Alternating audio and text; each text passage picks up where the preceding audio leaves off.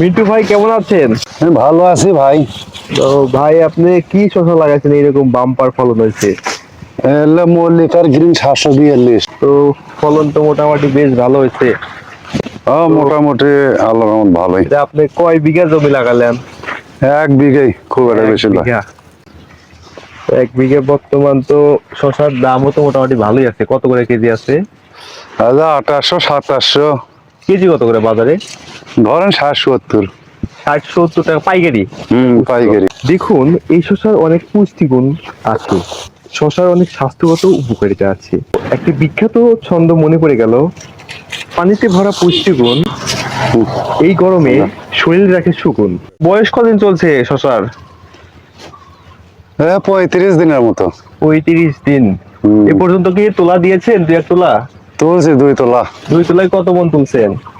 নতুন তো, তাও 6 মন। 6 মন শসা তুলছেন। বাজার মূল্য তো মোটামুটি কত ভালো। বিক্রি করলেন? কত করে বিক্রি করছেন? 2700 2800। তো এটার মানে ধরন কিরকম?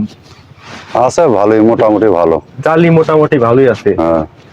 তো এটা আশা করা যায় যে মানে কৃষক চাষ করে লাভবান হবে তো? হ্যাঁ, হবে।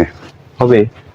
তো আপনার যে শসা চাষ করেছেন, তো আপনার মোটামুটি যে ধারণা আছে যে আপনি 1 বিঘা জমিতে যে পরিমাণ শসা চাষ করেছেন, তো আনুমানিক কত টাকা বিক্রি করবেন?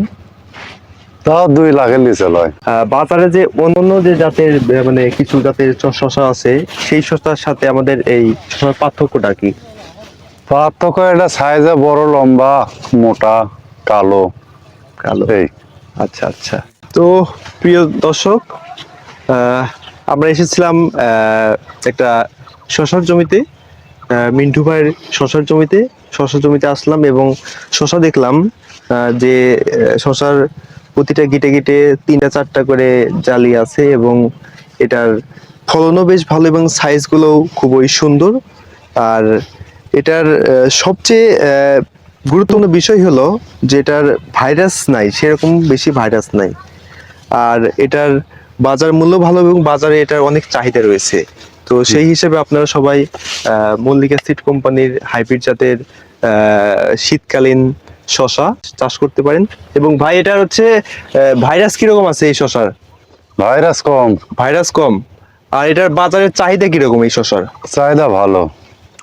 আর 6 মন তো তুলছেন, আর আজকেও তো গাছে দেখছি যে মোটামুটি ভালোই শসা আছে। আজকে তো তো আজকে তাও কত আনুমানিক কত মন উঠবে?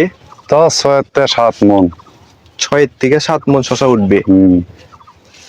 নতুন তোলা তো, প্রথম তোলায়। প্রথম 2 দিন হলো তোলা, আসলে 3 দিন হবে। আচ্ছা, তাহলে আবহাওয়া যদি ভালো থাকে তাহলে আপনি আশা করছেন যে এই জমি থেকে আপনি 2 লক্ষ টাকা আর মতো শসা বিক্রি করবেন? তা তো বেচা লাগবে, তা না বেচলে দিন যাবে। তাহলে আপনার এই 1 বিঘা জমিতে খরচ কত হয়েছে তাও? এলে কামলা বাদ দিয়ে নিজে করছি তো। আচ্ছা আচ্ছা। তাও 30-32 হাজার টাকা গেল। আচ্ছা, 30,000 টাকা খরচ হয়েছে।